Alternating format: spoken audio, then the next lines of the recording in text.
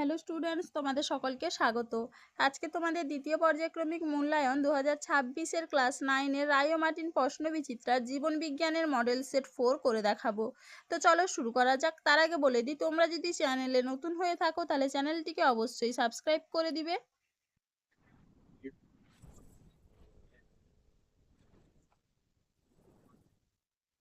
প্রথমে দেখে নিই বিভাগ ক।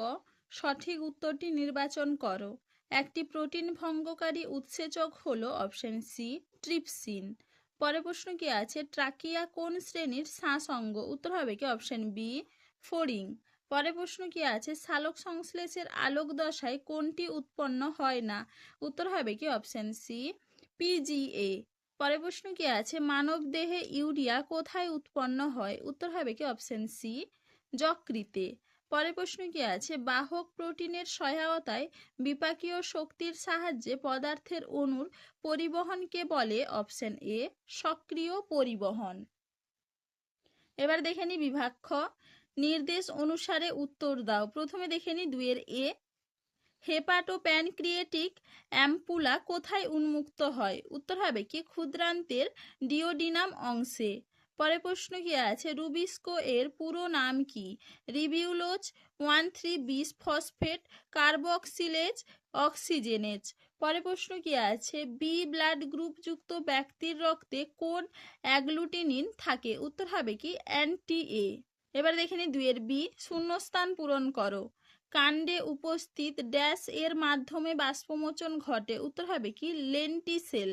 পরে প্রশ্ন কি আছে, অভিস্রবণে অর্ধভেদ্য পর্দার মধ্য দিয়ে ড্যাশ অণু চলাচল করে? উত্তর হবে কি দ্রাবক।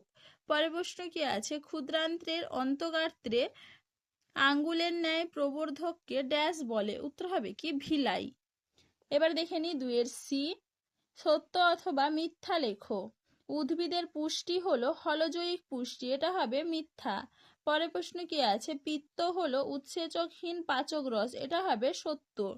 পরের প্রশ্ন কি আছে, মানব হৃৎপিণ্ডের বাম নিলয়ের সঙ্গে মহাধমনী যুক্ত থাকে, এটা হবে সত্য। এবারে দেখে নি 2-এর ডি। বাম স্তম্ভের সঙ্গে ডান স্তম্ভের সম্পর্ক স্থাপন করে তা পুনরায় লেখো। ক্ষারধর্মী তরল কলা, এটা হবে রক্ত। নাইট্রোজেন বিহীন রেচন পদার্থ, এটা হবে গঁত। লাইকেন, এটা হবে মিথজীবী। যকৃৎ, এটা হবে অর্নিথিন চক্র। এবারে দেখে নি বিভাগ গ। সংক্ষিপ্ত উত্তর দাও।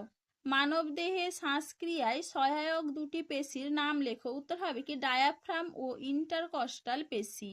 পরে প্রশ্ন কি আছে, ও ধমনীর একটি গঠনগত ও একটি কার্যগত পার্থক্য লেখো। দেখে নাও উত্তরটা তোমরা। গঠনগত পার্থক্য তোমরা প্রথমেরটা লিখবে, এবং কার্যগত যে পার্থক্য আছে সেটা তোমরা এইটা লিখবে। ভালো করে একটু দেখে নাও, কাজ বলে এখানে লেখা আছে বিষয়টা।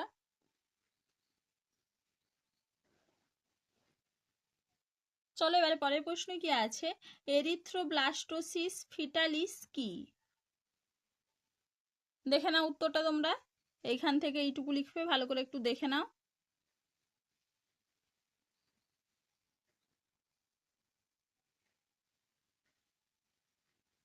পরের প্রশ্ন কি আছে, মানুষের দন্ত সংকেতটি লেখো।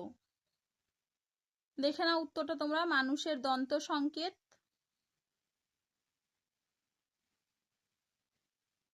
চলো এবার পরের প্রশ্ন কি আছে, বাষ্পমোচন একটি প্রয়োজনীয় ক্ষতিকর প্রক্রিয়া, উক্তিটি ব্যাখ্যা করো। দেখে নাও উত্তরটা তোমরা এখান থেকে লিখবে, ভালো করে একটু দেখে নাও। এপাশে এইটুকু।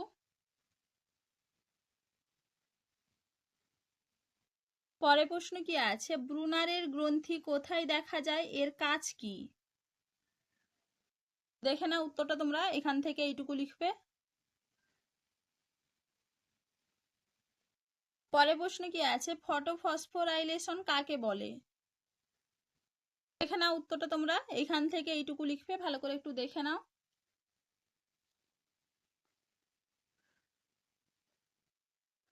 চলো আজকে এইটুকুই, দেখা হচ্ছে পরের ভিডিওতে। ভিডিওটি ভালো লাগলে লাইক করে দিবে এবং চ্যানেলটিকে অবশ্যই সাবস্ক্রাইব করে দিবে।